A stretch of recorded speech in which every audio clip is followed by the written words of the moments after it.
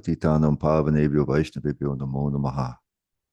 Jaya Radha Madhava Kunja Bihari Jaya Radha Madhava Kunja Bihari Jaya Gopi Janavalabha Girivaradari Jaya Gopi Janavalabha Girivaradari Yashodhanandana Braja Janaranjana Yashodhanandana Braja Janaranjana Jamuna Tira Vanachari Yamunatira Vanachari. Om Namo Bhagavate Vasudevaya. Om Namo Bhagavate Vasudevaya. Om Namo Bhagavate Vasudevaya. See, there's two verses today, 10, 70, 28, and 29, and it's spoken by the kings who had been captured and held as a potential sacrifice, human sacrifice by Jarasandha. They had not they had resisted his rule, and they had sent a messenger to Krishna to rescue them. And now Krishna has come, and now they're speaking to Krishna. So they say, "Oh Lord, with this corpse-like body, always full of fear, we bear the burden of the relative happiness of kings, which is just like a dream. Thus we have rejected the real happiness of the soul, which comes by rendering selfless service to you. Being so very wretched, we simply suffer in this life under the spell of your illusory energy." And there's a purport here that says, after expressing their doubts in the previous verse, the kings herein admit that actually they are suffering because of their own foolishness, having given up the eternal happiness of the soul in exchange for the temporary conditional happiness of a so-called kingly position. Most people make a similar mistake, desiring wealth, power, prestige, aristocratic family, and so on, in exchange for their own soul. The kings admit that they have fallen under the spell of the Lord's illusory energy and have mistaken the tremendous anxiety of political leadership for happiness. And then 29, they continue, they say, therefore, since your feet relieve the sorrow of those who surrender to them, please release us prisoners from the shackles of karma, manifest as the king of Magadha. Wielding alone the prowess of 10,000 maddened elephants, he has locked us up in his house, just as a lion captures sheep. And the purport says, the kings here pray for the Lord to release them from the bondage of karma created by the Lord's material potency. The kings make it clear that Jarasandha is so powerful that there is no hope for them to escape by their own power. So yeah, so then in the last verse, they expressed, a bit of a doubt that, if the Lord is all powerful, and if the Lord is, omnipotent, a couple of things. Why does somebody like Jarasandha get such a free reign? It's kind of comes back to the question of evil, right? If the Lord is all perfect and all good and all powerful and fully in control, why are there so many things wrong with the world? And so, in one sense, they were trying to blame Krishna a little bit in a backhanded way for their suffering. So they came to him for relief, but why does this sort of thing happen in the first place?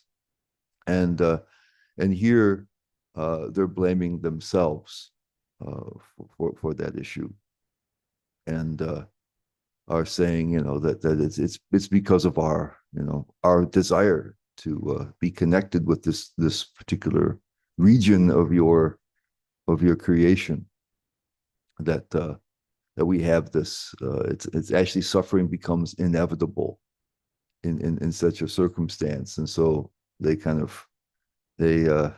change their heart a little bit, and then they ask Krishna to help them, because this Jarasandha is so powerful. There's the 10,000 elephant thing, which you'll hear a lot, the thing in the Bhagavatam. So usually it's always 10,000. It's not 10,001 or so. So it just means extraordinarily powerful, and so they're completely helpless to deal with him, even though they were kings and warriors. They're simply unable to do it, so they're asking them for the Lord's help. in doing that. And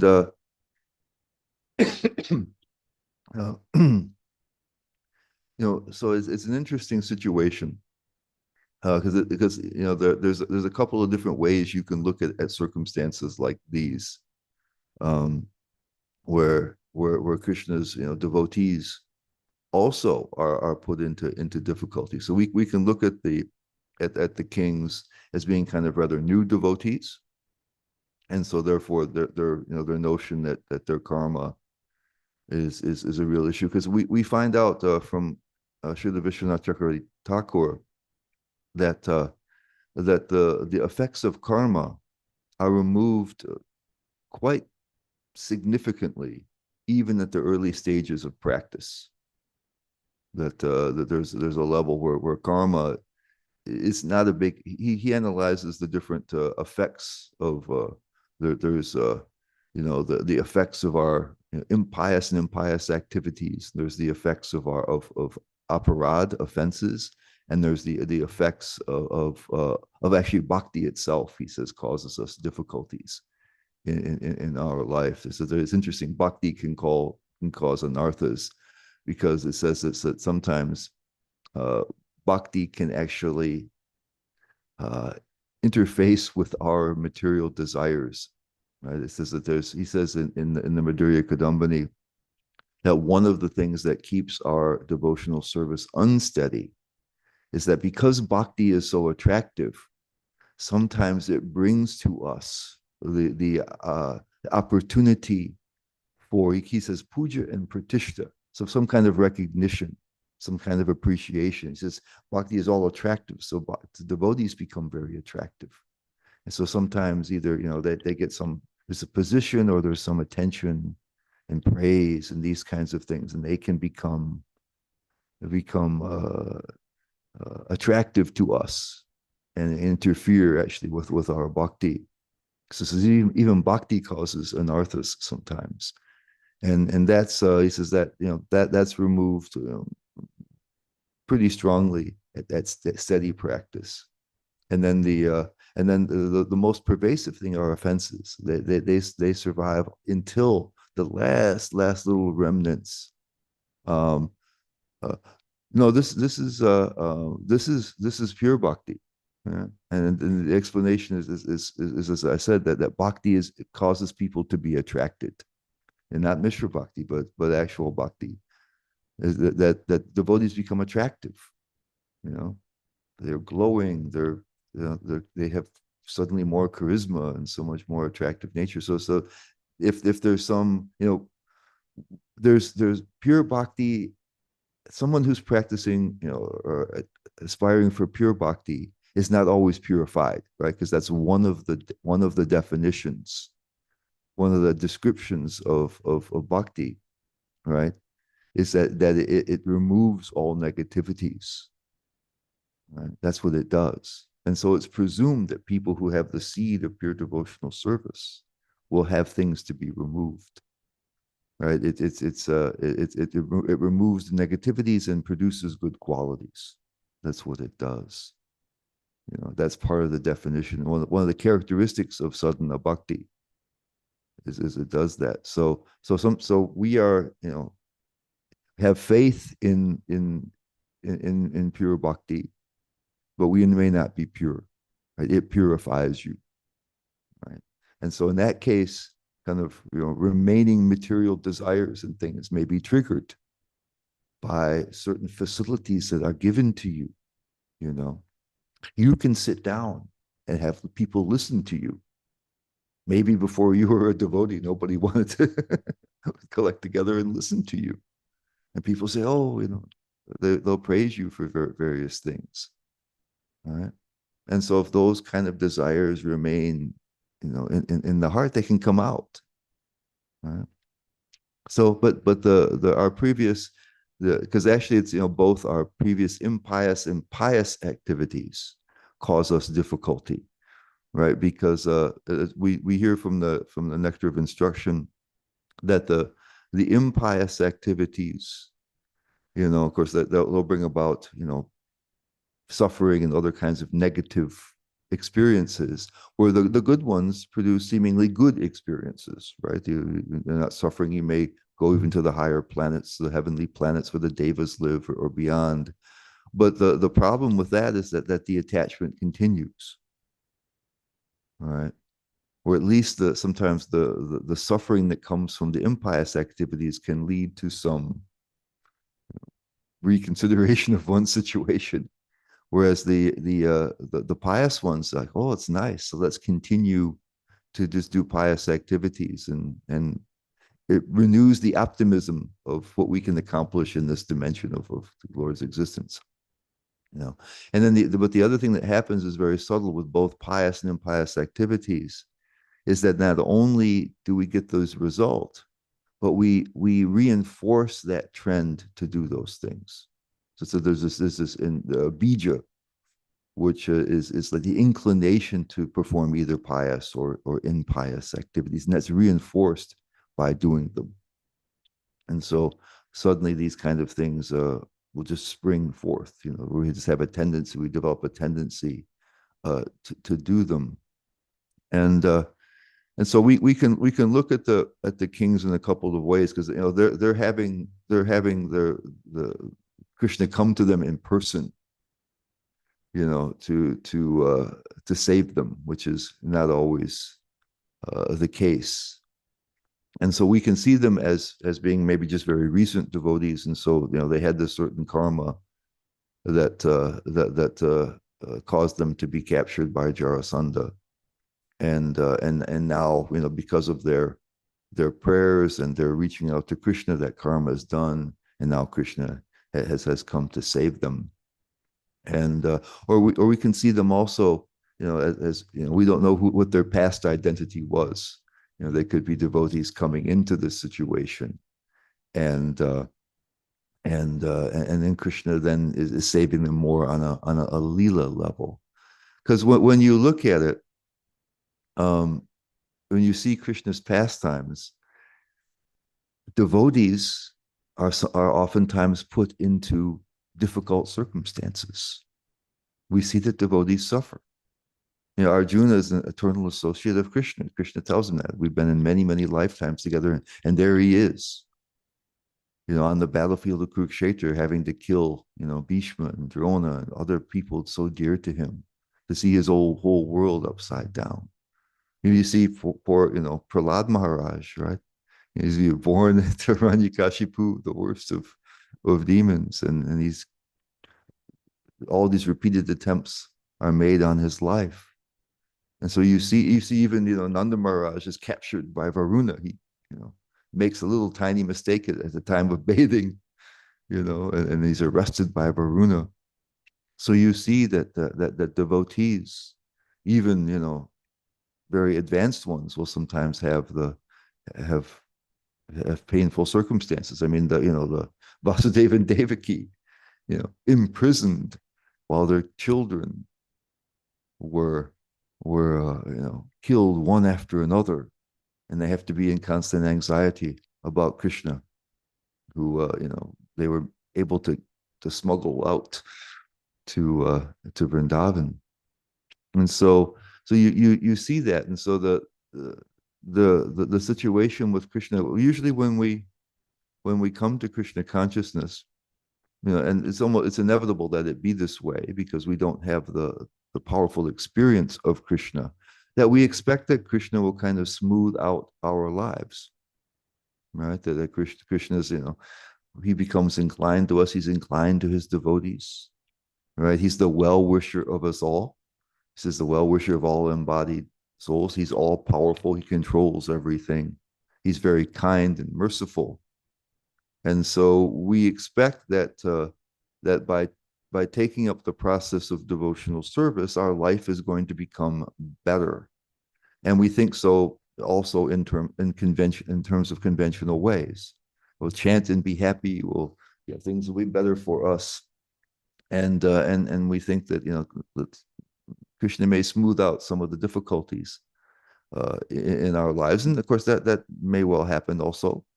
That may happen, but there are different levels of connection with Krishna. And so when Krishna is our well-wisher, when Krishna is our protector and our um, you know, one who's helping us in so many ways, he's looking particularly at the long-term and spiritual part of ourselves, right? Because we know from, you know, even this was the first thing that Krishna says in the Gita is that we're eternal beings, right? And so what's happening to us here and the now is a tiny little blip on our whole existence.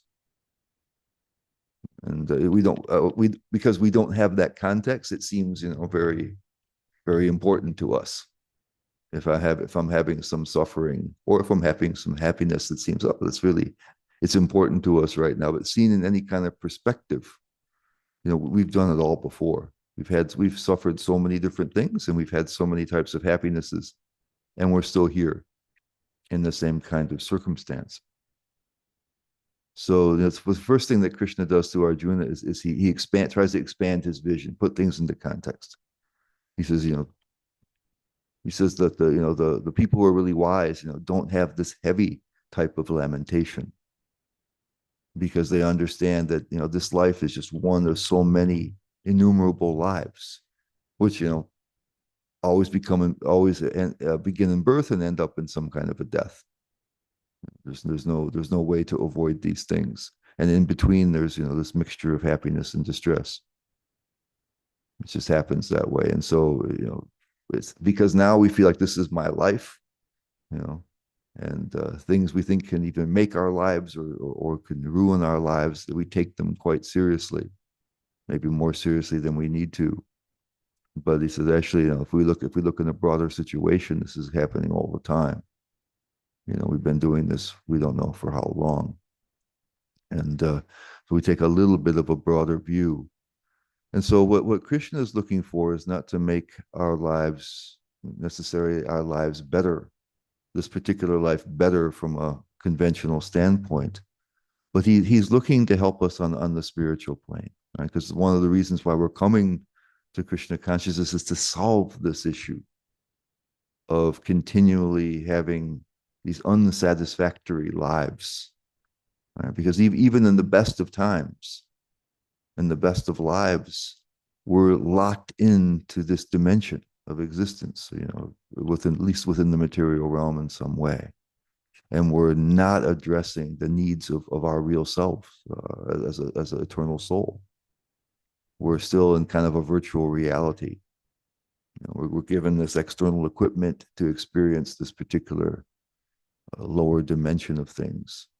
And so Krishna is really interested not as much in our comfort, and this may make us a little nervous with our present comfort, but our future benefit.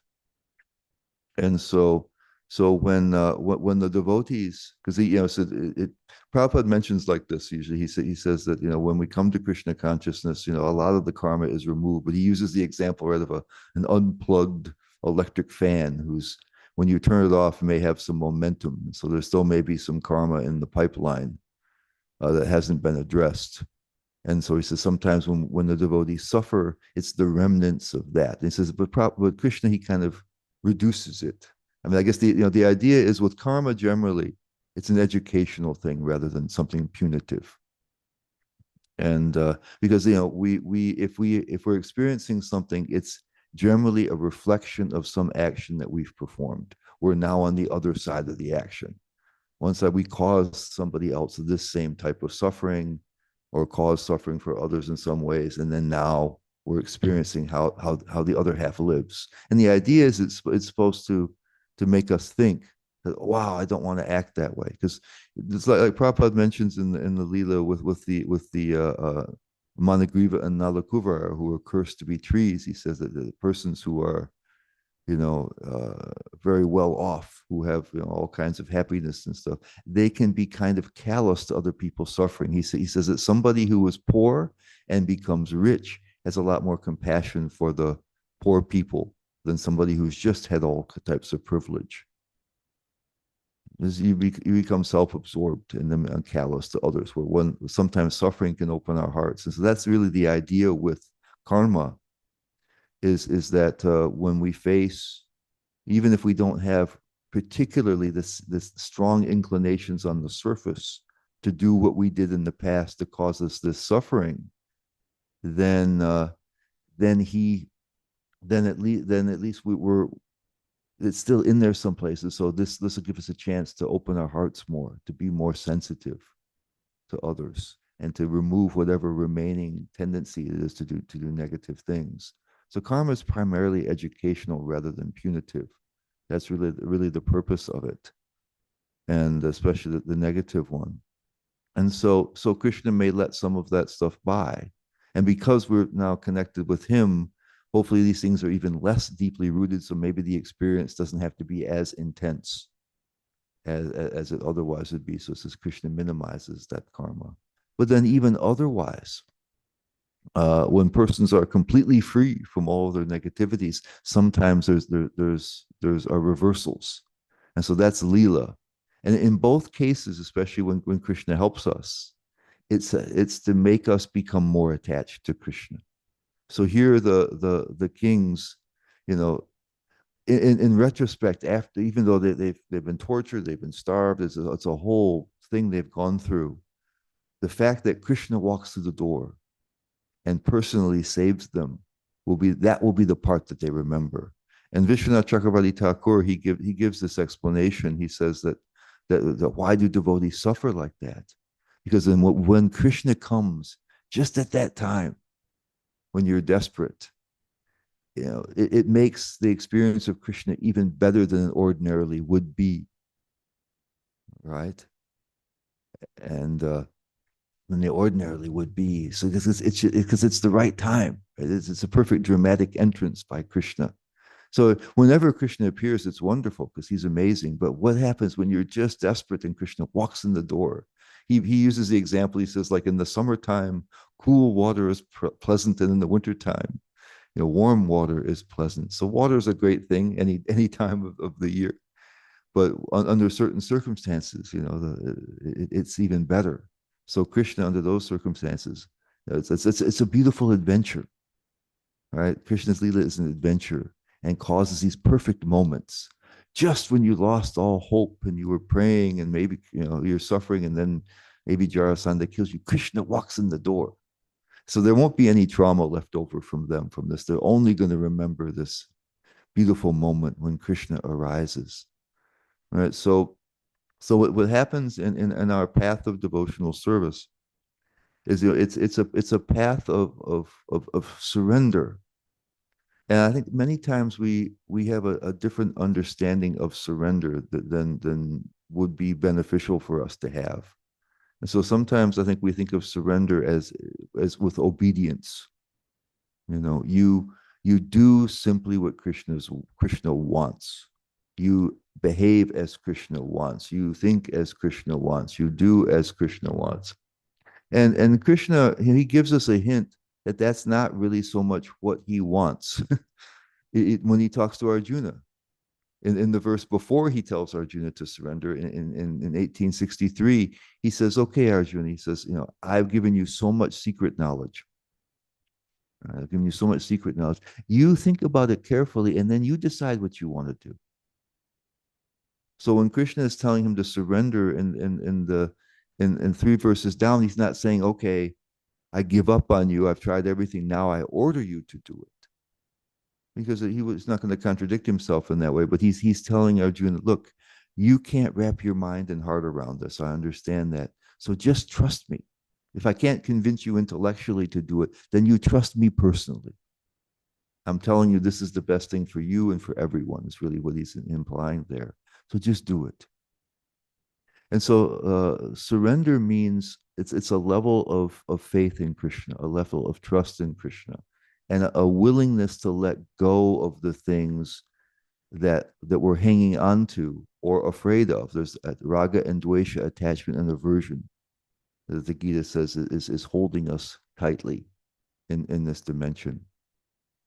And so what happens is that we, as we learn to trust Krishna more, to put ourselves in his hands, we give him more freedom to act. All right? And that sometimes may mean there are things happen that we don't wish to happen, that we don't wish to happen.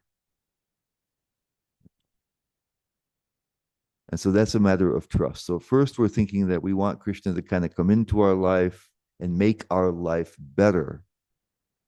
And as we gain more trust with Krishna, we say, okay, Krishna, I want to, we don't want to make this life better necessarily.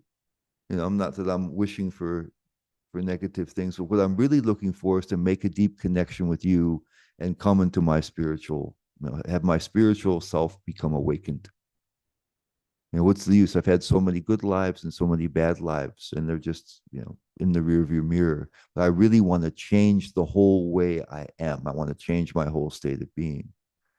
And so this is surrender, means this opening to Krishna and the allowance of his grace and mercy to make the necessary changes in us, to release, because it doesn't help us so much. I've discovered that, sometimes if we think that it's simply obedience, then we do things in a more external way. And we take up the practice of devotional service. We're able to,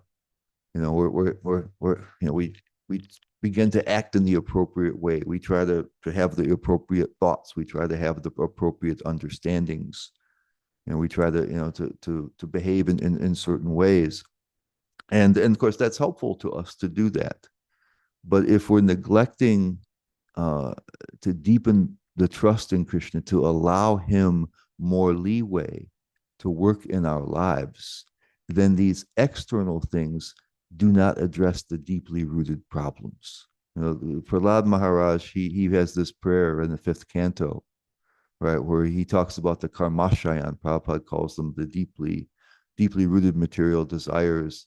Vishwanath Chakravarti Thakur says that they're like impressions that are made, impressions of karma, impressions from our previous lives that are impressed on our ahankar, are actually our false identity, what we think is our identity. And he prays to Nrsingadev to use his, thunderbolt-like claws and teeth to remove those things. And so we have from not just this life, but so many lifetimes, these deeply rooted attachments and aversions, and they don't come out so easily. And so by simply a superficial practice, even if it's quite intense, may not address these things, because it's really just like we're in a situation, just like these kings are in a situation where they can't get free of Jarasandha by themselves. We also can't get free of the internal attachments and aversions that we have in ourselves. They have the strength of 10,000 elephants, just like Jarasandha.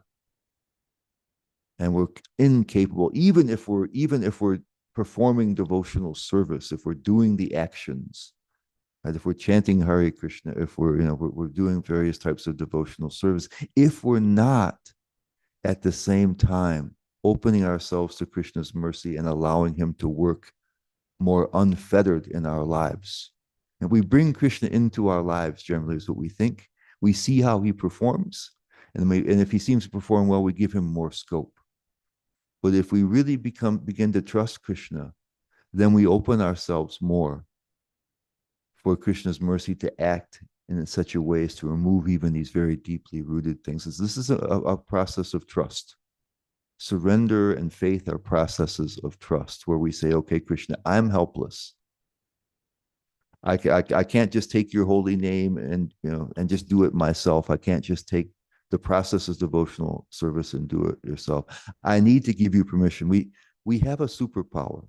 Krishna's mercy is available. Krishna is available.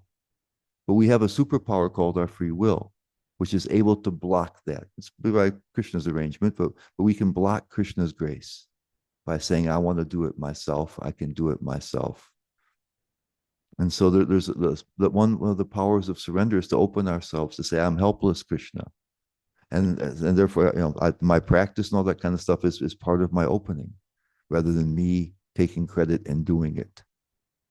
And when we do that, we have to open ourselves to the possibility that there may be things that happen that we're not thinking of. Arjuna, he gets disintegrated in the beginning, and by this experience, his devotion is deepened. and that's what happens, so we have to, and so eventually he trusts Krishna and takes part in the battle. So the part of devotional service is not simply the external practice, and even we're trying to cultivate the right thoughts and ideas and understandings, but there has to be an opening where we receive Krishna's mercy and we allow him to act in us and around us. We need his help always. It's not just the initial mercy where he gives us the tools, the sadhana, and then we use that to climb up to Goloka on a ladder. But we need Krishna's ongoing help and mercy. Okay, I'm running a little bit over the ideal time, so let's stop here and take your comments and questions.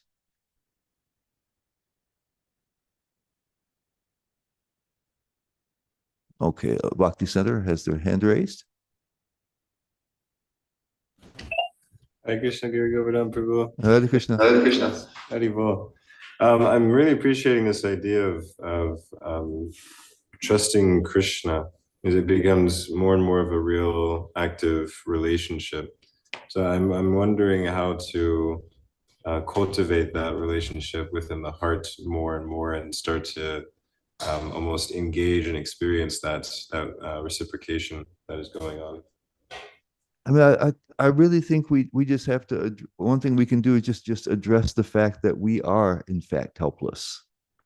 I mean, this it's interesting. It's a lesson that I've struggled with, despite having had it taught me in a very early time. When I first really desired strongly to move into a temple and to take up the full practice, there were two regulative principles that seemed non-negotiable to me, that there was no hope for any of those things.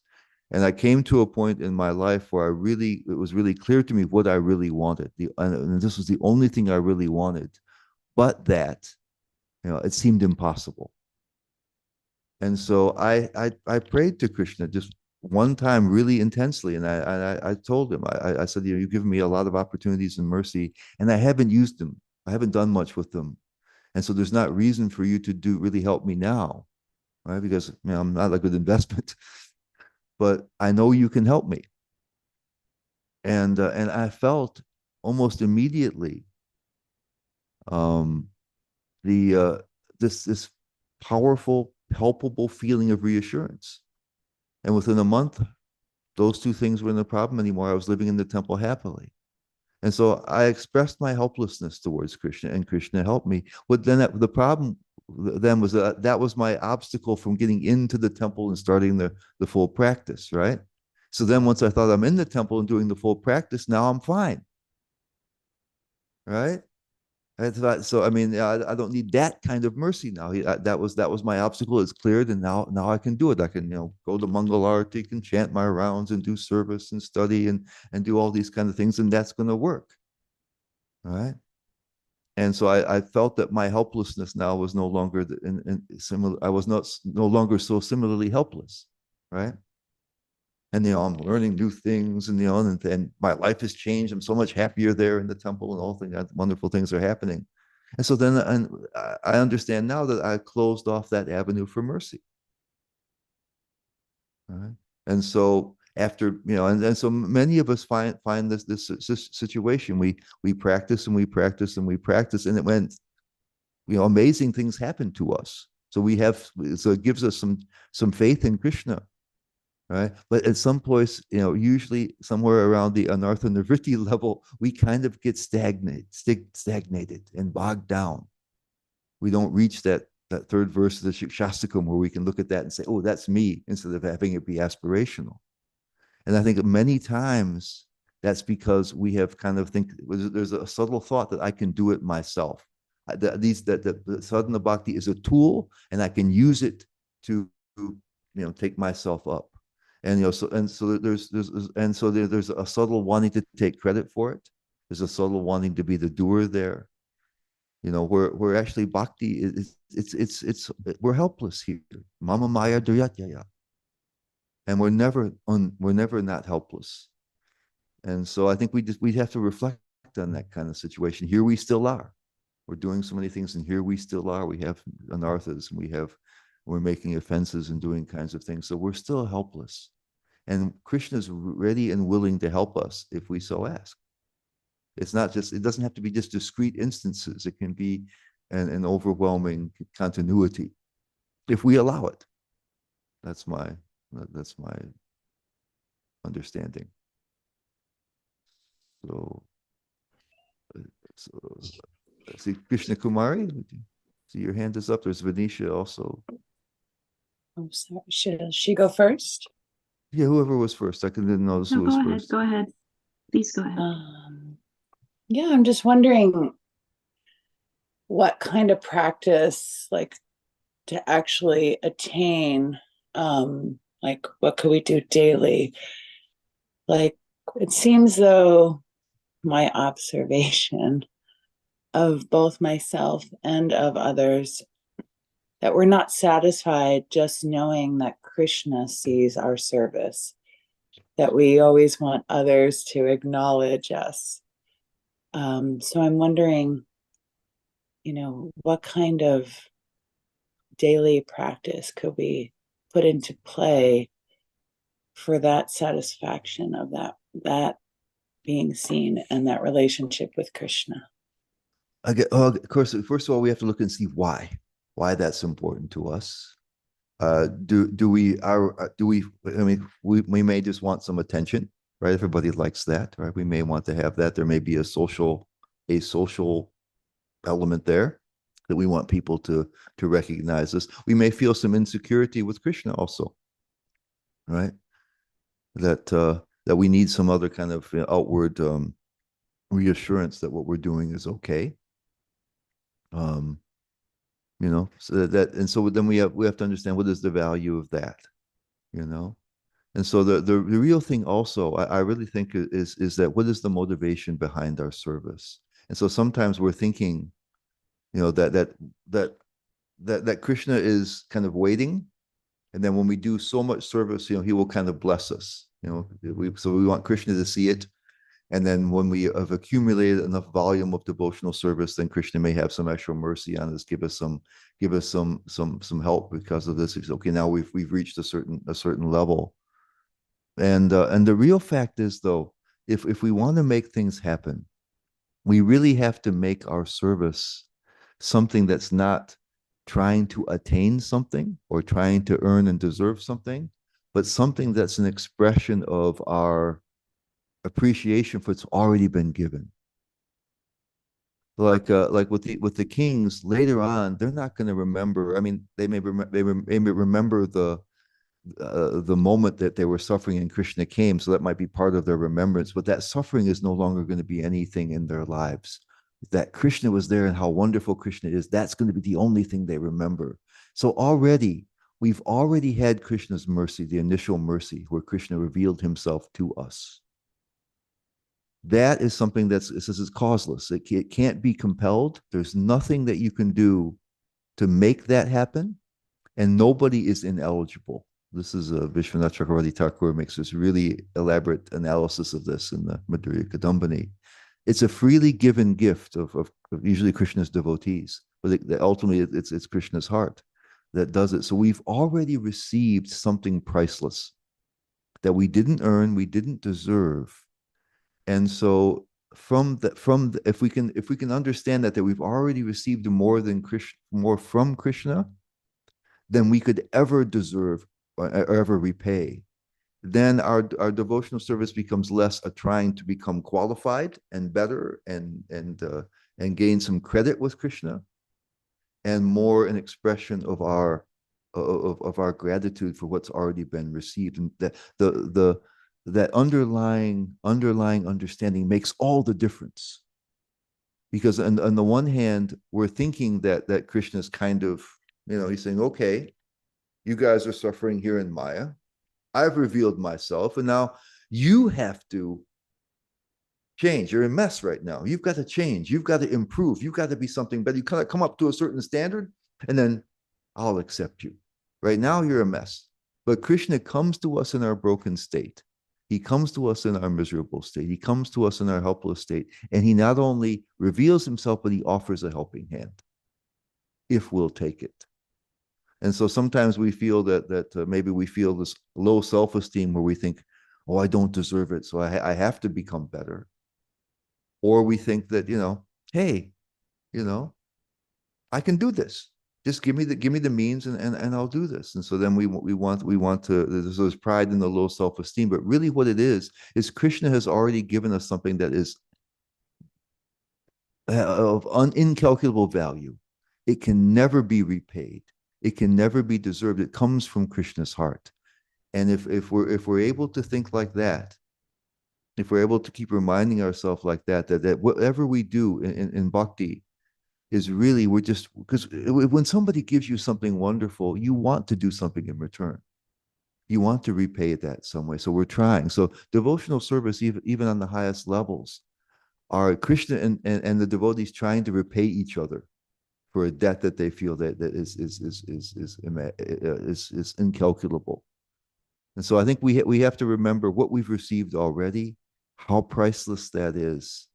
And if we do that and we act in a way that says, Krishna, I just want to do something, a little something for you because you're doing so much for me, that keeps the heart open for Krishna's mercy to act. Whenever we think I'm not worthy or that I can become worthy, you're putting this ego block into Krishna's mercy, and Krishna saying, okay, Krishna, no, don't give me mercy until I prove myself. It's okay, Krishna says, you can try it. You can do it by yourself. It's okay, right? Or oh no, Krishna, I can do this myself, right? I can do it myself, Daddy. And Krishna will respect that. And when we wonder why we get stuck, you know. So I really think that's the fact that we've already received more than we could possibly ever deserve, and how wonderful that is.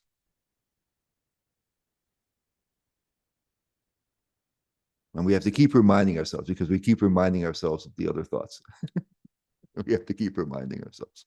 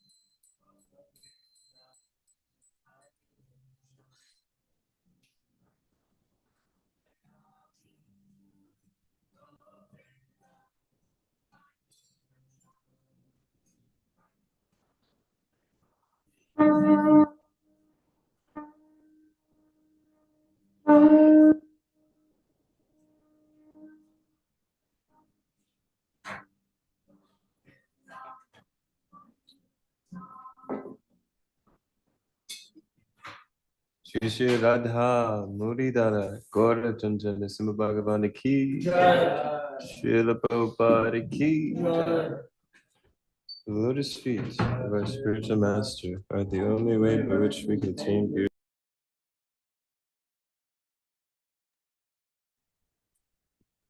Hare Krishna.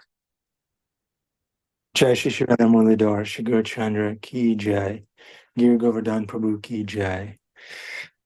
Okay, Giri Govardhan Prabhu, can you summarize your class, please? Yeah, I guess yeah. If we really want Krishna, to help us, if we really want to have a chance to deal with the deep, the deep attachments we still have, then we have to give Krishna scope to do it, to do what he wants. So usually we bring Krishna into our lives thinking that he's going to improve our lives, or he becomes a part of our life.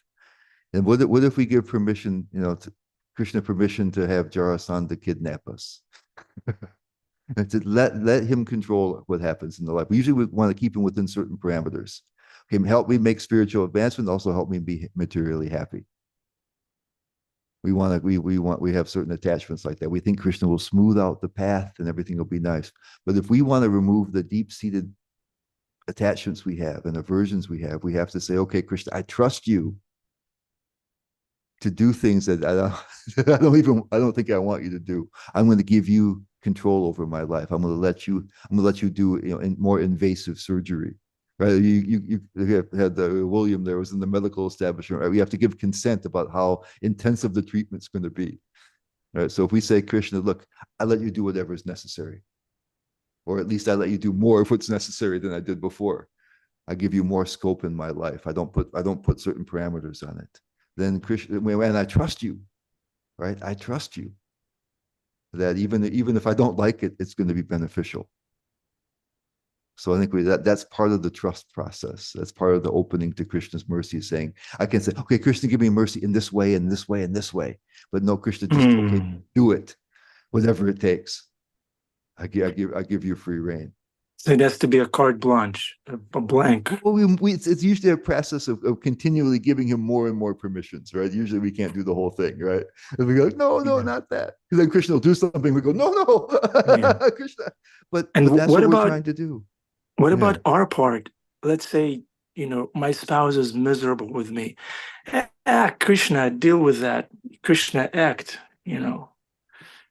How to avoid that kind of misunderstanding? Because again, we're thinking that Krishna is supposed to. What we're doing is want Krishna to purify us. It's not that he smooths our path down this life, right?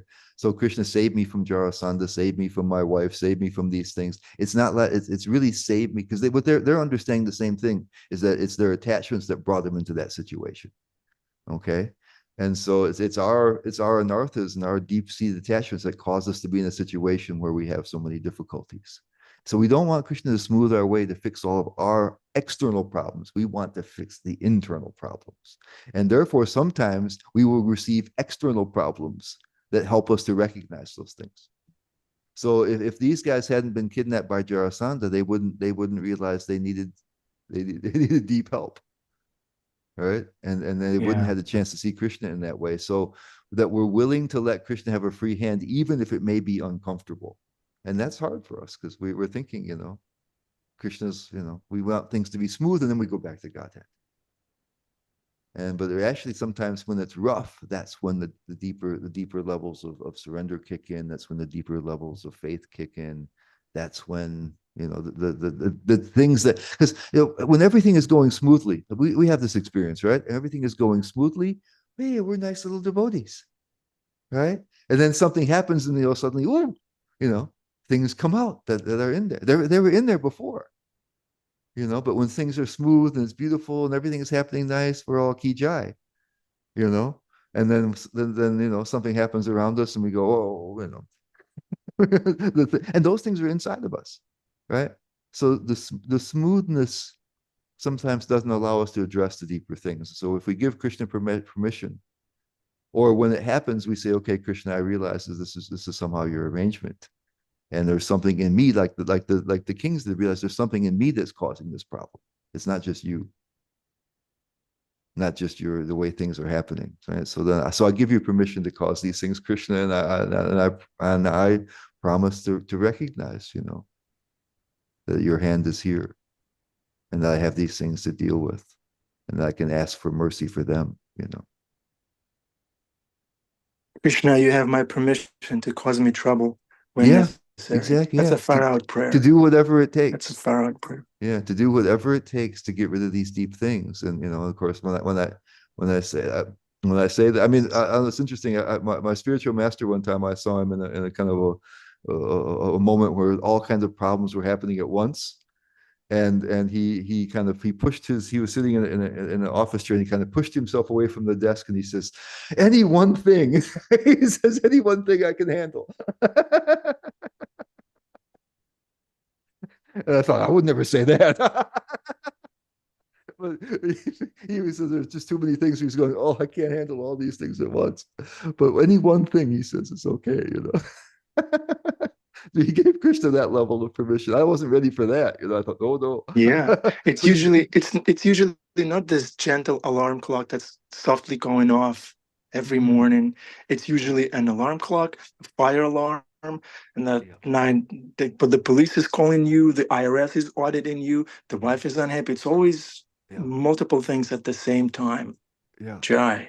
And Hare so, Krishna. and so, but we get if we say, okay, Krishna, I'm ready, as much as I can be. I really want to remove these things deep in myself, deep in my. It's not even heart. It's like even my identity, and so therefore things may have to get rough.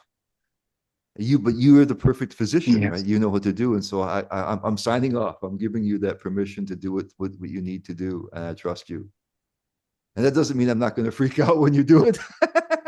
Like Arjuna did, he freaked out, Yeah. But I'm going to try to, I'm going to kind of come back to it, come back to it. Yeah. Great. Thank you. We see Bhima Prabhu is tempted to glorify Krishna. Bhima? He's keeping his camera on and off and on and off. See, he can't wait. We Can you hear me? Yep. Can you hear me okay? Yes, clearly. Yeah. So I would just send a little bit of a warning. If you want to be purified, you better get ready for the fire. And it is fire. And, we can walk gently. And if we stay on the straight and narrow and do the sadhana and do all those wonderful things, and some of us, and then of course, that purification is a gradual thing, or we could make that prayer like both of you are speaking about, Krishna, do what you will, whatever it takes, because some of us get to a point where we realize that there's such a rebellious, independent streak, a willfulness, and the mind, of course, justifies everything. And then you pray, Krishna, this is ridiculous. I'm trying, but this ain't working out. I'm still who I am. So why don't you just rough me up a little bit here? And he will. He will dig down so deep that it will be like falling from sort of like on a plane. You might have some turbulence, and you get a little bit of a wake up call. You might chant Hare Krishna when you're on that plane during the turbulence, because it's like, wow, this is a precarious world we live in, and nothing more precarious than watching the wings flex on this flight of life that I'm on. But then there's that time where the plane is going down, and you got nothing. Where are you going with this? You got nothing. You got nothing to save you but Krishna. And things happen. All of us here, things happen, and you are you have to throw your hands in the air, because there's nothing you can do with your hands anymore to grab on to something that might steady you. And in that free fall, you find out whether you're really depending on Krishna or not, or whether you're flailing, trying to use your mind, even to a point where you're getting angry at Krishna, where not like, why is this happening to me? Because we all know why things happen to us, but it's like, wow, I didn't even know that was there, or I didn't know I had to suffer on this platform, or, you know. So we are reminded, as Gary Govardhan, you give such such a wonderful talk. It's just a gentle prodding.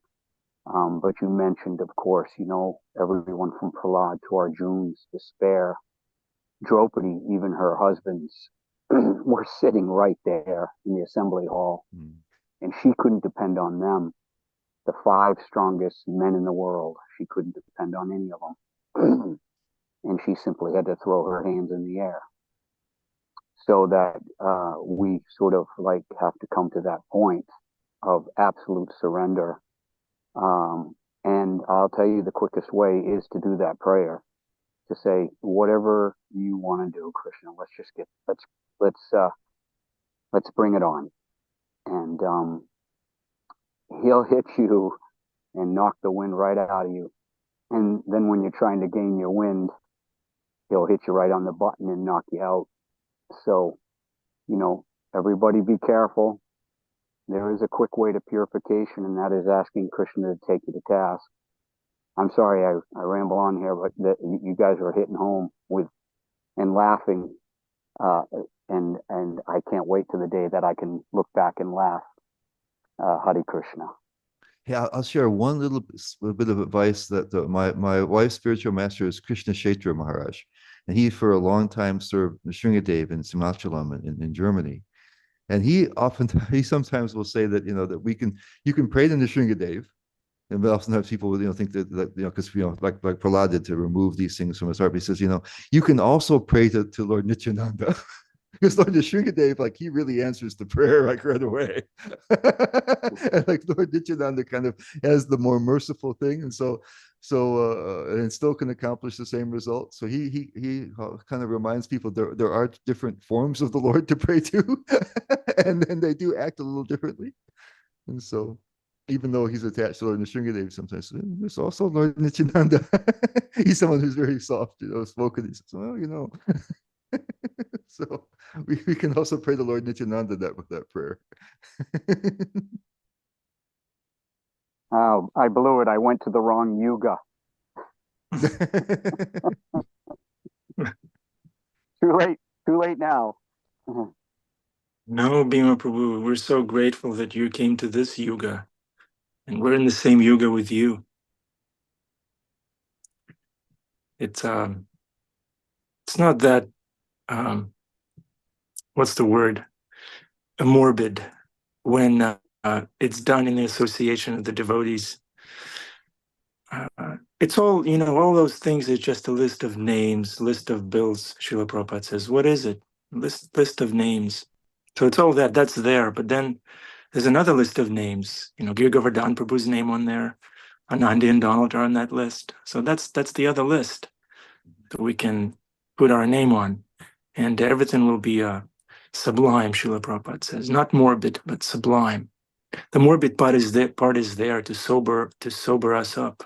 That's necessary. But then there's a positive part. Is that right, Giri Govardhan Prabhu? What you said there was beautiful, because if we go through this purifying process in the company of supportive devotees, we need to support each other and help each other. What you said there was just that Krishna inspired you for that. That was a beautiful point.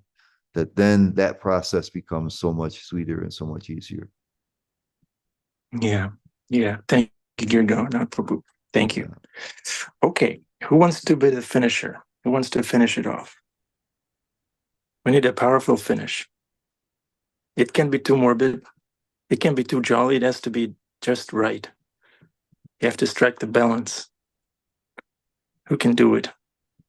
What about our bard, Adipusha Prabhu? Well, I can pray to Srila Prabhupada what to say. Krishna says, as you surrender to me, I will reward you accordingly. And I was reading yesterday, Martin Luther King said, unless you found something you're ready to die for, you're not really alive yet. I was thinking, oh my God, yeah, ready to die for. That means like, that's it. We had somebody inquiring from me, right? I left class and somebody came and asked me a question, and I could remember that Srila Prabhupada told us, we have a lot of questions, but the real question is something we can ask ourselves. Do I want someone in my life worthy of my complete trust and obedience? If I ask myself that question, we can ask ourselves that question. Do I want someone in my life worthy of my complete trust and obedience? Complete trust and obedience, total surrender, trying to really find something that we're willing to die for. Then that's the degree of the kind of Krishna consciousness Krishna will give us.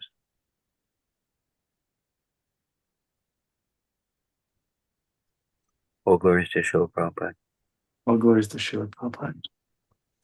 Well, Yeah, he that's shows properly, right? He did it perfectly. Yeah, Srila Prabhupada, yeah, exactly. He had this sobriety about everything he had to say or do, and then he had this transcendental bliss, this sublime, light-hearted, jolly mood. You say he had it. Can you hear me? I'm sorry, has it. Yeah, Has Srila it. Prabhupada has it. Yeah. And he's Acharya. He's not just spouting some philosophy. He's living it. He's showing by his personal example that he's giving his whole life, his whole time, his whole energy, his whole attention, his whole desire to this. Let me please my spiritual master. Let me give Krishna consciousness to others. And therefore, when you have a lighted candle, it can light another candle. So he brought so many of us into the life of dedication and devoting our life because he was doing it himself, right? He is doing it himself. Thank you. And so that's what we're called upon to do also. If we're lighted, if we're fully absorbed, if we're saying, Krishna, I have mistakes, I'm not fully, perfect, but I want to give myself to you.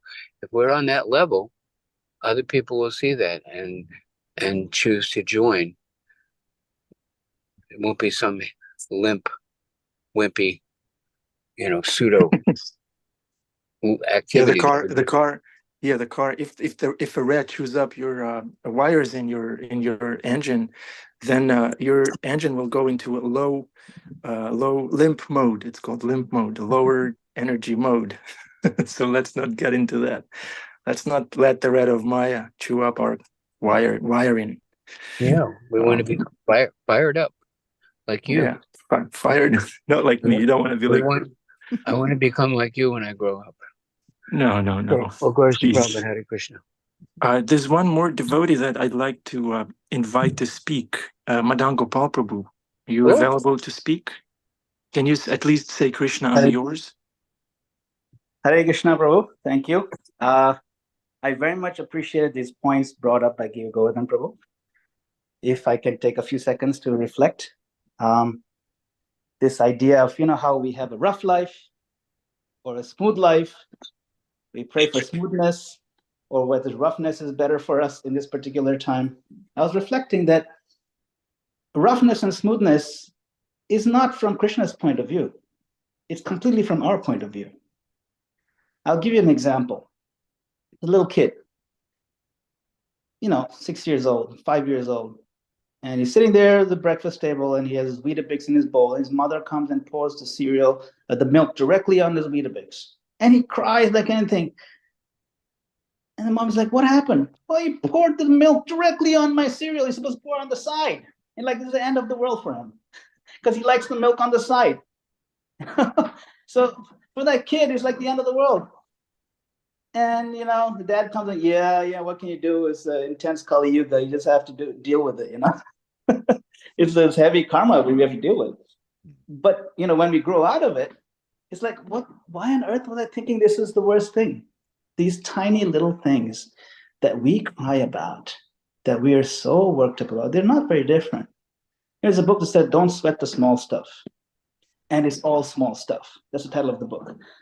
So we tend to think things are so rough, but in the grand scheme of things, as we mature and we look back, the things that we cried about, we're like, why on earth? That wasn't worth any tears at all.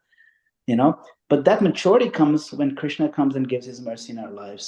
And the point that Giri Govardhan Prabhu made was very most important, I feel, is allowing Krishna to give us that mercy. Otherwise, we can't even mature beyond, crying about the cereal or whatever. We'll just stay stuck in that. So the maturity comes when Krishna gives us his mercy, when we get the perspective. How Krishna says, "Dukhalaya mashashvatam," this world is temporary and full of dukkha. But Prabhupada Saraswati writes, one who gets the mercy of Lord Chaitanya Mahaprabhu says, "Vishwam purna sukhayate." The whole Vishwa, the entire material existence, is filled with bliss and happiness when you get the mercy of Gaura. Both are true. This place is a place of misery because we're conditioned to think that. That's the real source of the misery, not the place. It's our conditioning. But when the conditioning is removed by the mercy, the sidelong glance of Mahaprabhu, then Vishram Purna Sukhayate, then everything is perfect.